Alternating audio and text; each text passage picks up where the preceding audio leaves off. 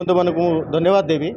आज आपण मैंने बुझीपे जे ओडिशा सारा आज स्वर्गत विजु बाबू श्राद्ध दिवस पालन कराउछि 29तम तिरोधान दिवस।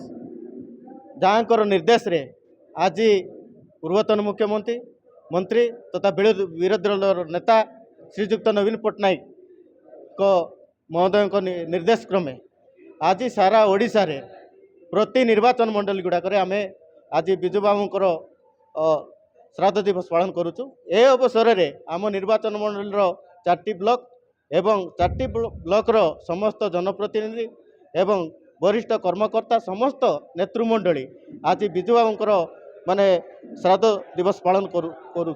तेणु जहाँ भी आगामी दिन रे आमर पंचायत राज इलेक्शन अच्छी तार बाबद आलोचना कलु एवं विजु बाबूर जीवनी विषय रे बहुत आमर वरिष्ठ कर्मकर्ता समस्ते ता विषय में आलोचना कर विजु बाबूर अवदान कौन से विषय में आम आलोचना कलु।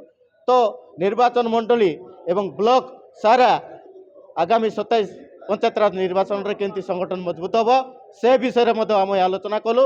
एवं आज आपण मैंने जानीपे वर्तमान सरकार परिवर्तन होला परे ओडिशा रे डबल जिला सरकार आसिला परे लोकंकर जुबली भाव में गणतंत्र हत्या एवं लोकों को सेवा देवार फेल होती।